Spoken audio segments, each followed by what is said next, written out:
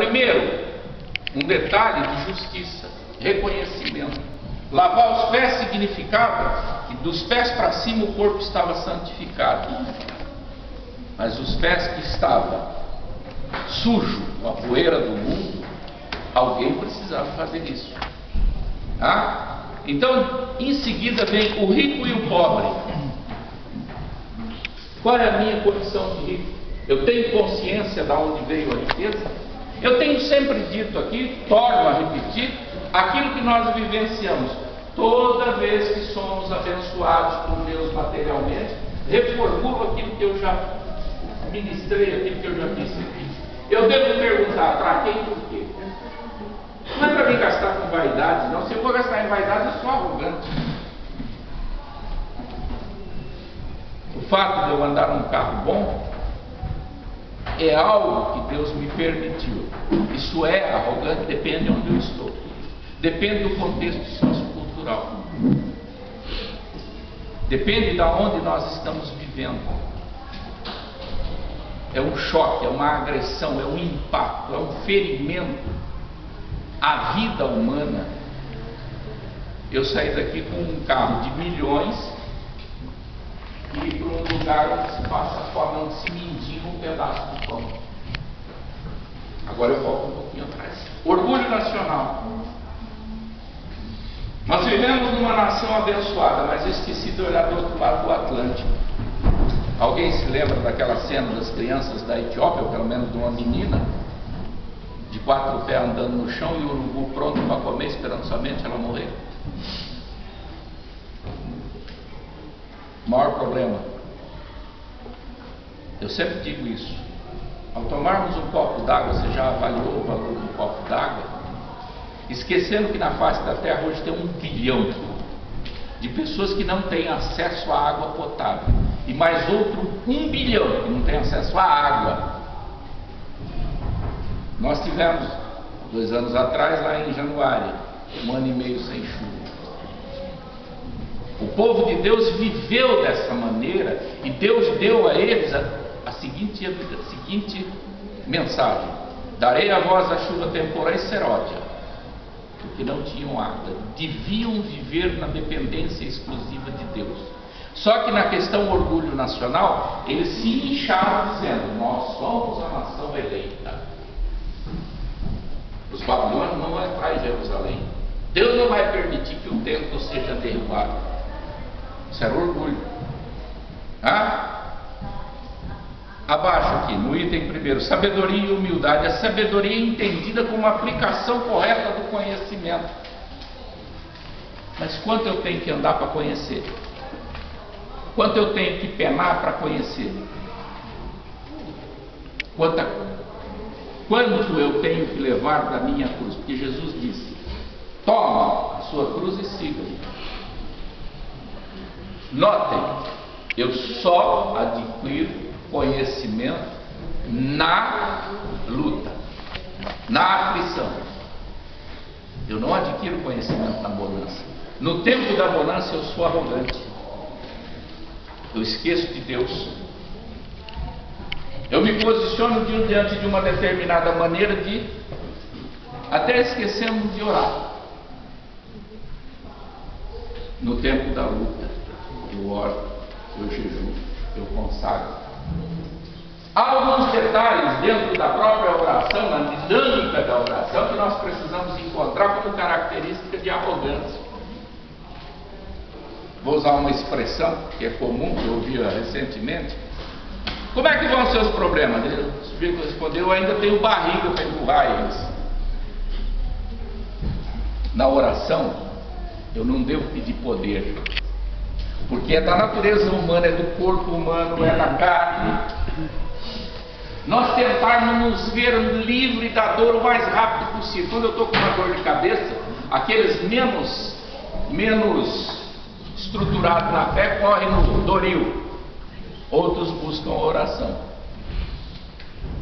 Quando eu tenho dor, a primeira tendência é afastar. Quando eu tenho um sofrimento, é afastar. Quando eu tenho angústia, é afastar. Mas eu vou lá pedir para Deus poder para afastar, mas não força para sustentar.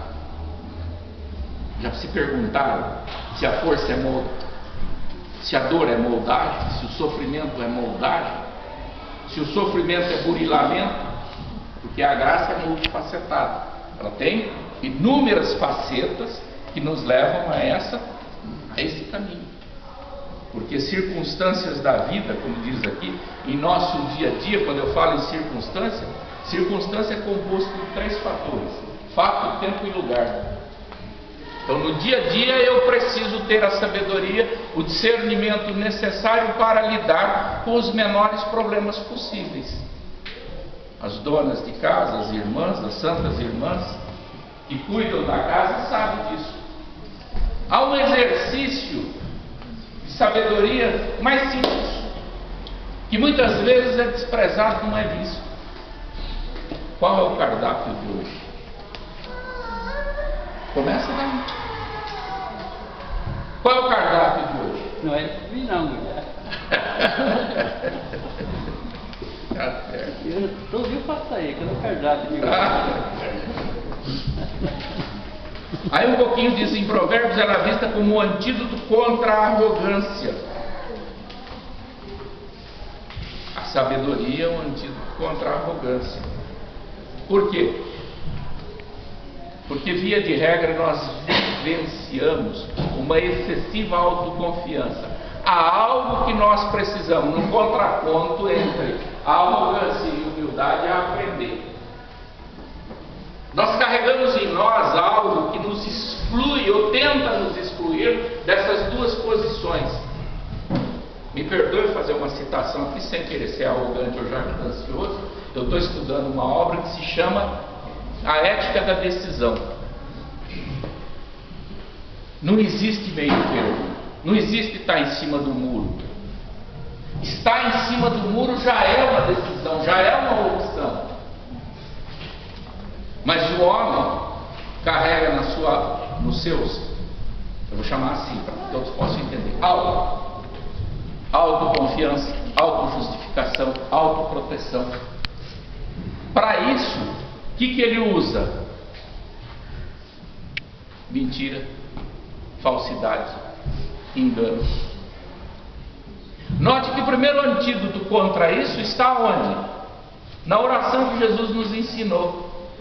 Entra no aposento, tranca a porta. Quer dizer, eu fiquei fisicamente isolado.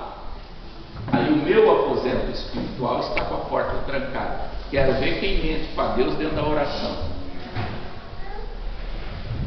Quero ver quem consegue. Aí está e reside a verdadeira humildade. Aí diz assim: dada a insistência do sábio em que busque adquirir sabedoria. Buscar a sabedoria é um caminho longo. Precisamos carregar a nossa cruz. Mas na nossa cruz existe um detalhe. Dependendo de quem, do teólogo que examina, ou há 3 ou há 4 pregos. Muitas vezes nós rejeitamos a cruz e rejeitamos os pregos. O orgulho e a arrogância estão entre os 2 primeiros pregos, cravados na cruz. Para chegar ao conhecimento, à sabedoria, eu preciso caminhar, eu preciso carregar a cruz, porque só ela vai me dar sabedoria, só ela vai me dar, vou chamar assim, de competências para enfrentar tudo aquilo que existe em minha vida. E nesse caso, como aqui a referência é daquele que dirige uma nação, a sabedoria retratada em Provérbios demonstra ser eficaz contra a arrogância e a soberba, pois quem é sábio age com humildade. Na humildade eu encontro alguns elementos fundamentais: educação, gentileza, cortesia. Isso é princípio ético da decisão. Vocês já perceberam que hoje nós estamos perdendo isso com os nossos filhos? Bom dia, boa tarde, por favor, dá licença. Sorriso nos lábios. Só que nós precisamos observar esse aspecto, porque existe um ponto fundamental: falsa humildade, falso amor, falsa modéstia. Por isso que aqui na lição, existe no subsídio, ou pelo menos dentro da lição, a seguinte afirmação: dê poder ao homem, e você verá o caráter dele. Dê poder ao homem.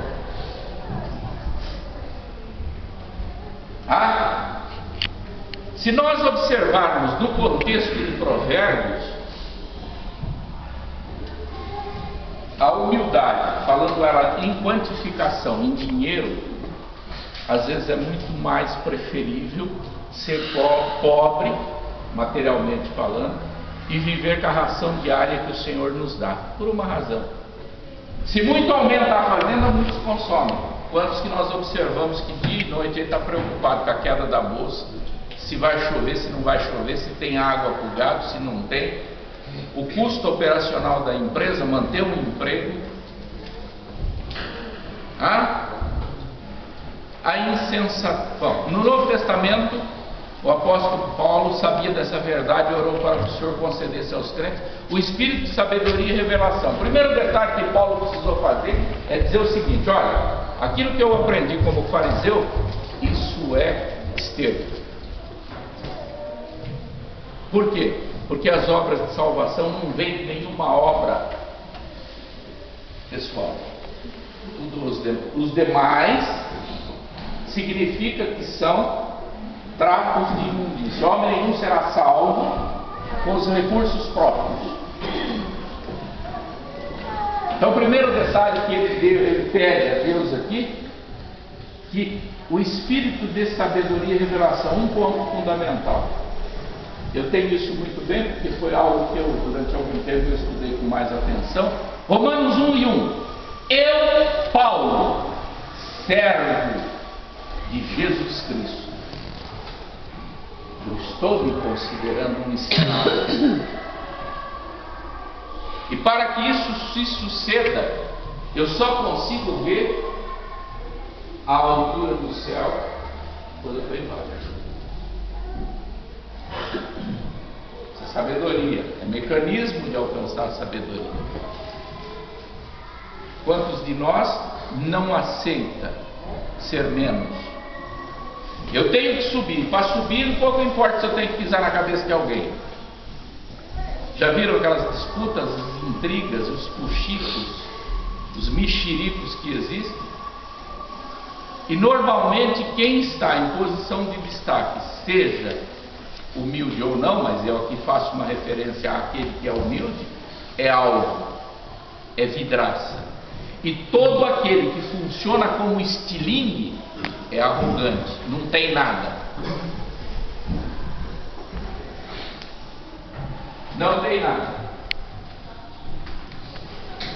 Peço a Deus que eu nunca precise ocupar o lugar desse homem, porque eu não tenho a competência necessária para isso.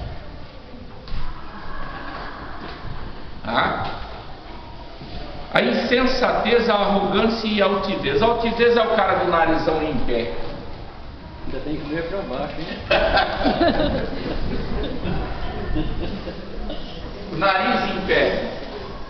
O sujeito que anda andando batendo os tacões, os saltos.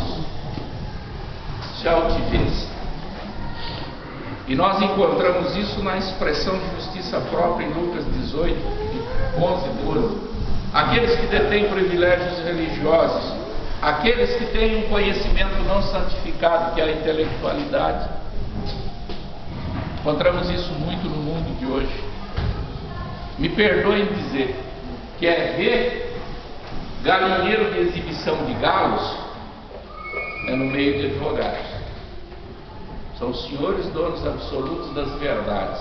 E na realidade existe muito que só tem aparência. Não sabe desenhar um copo e um areião na frente.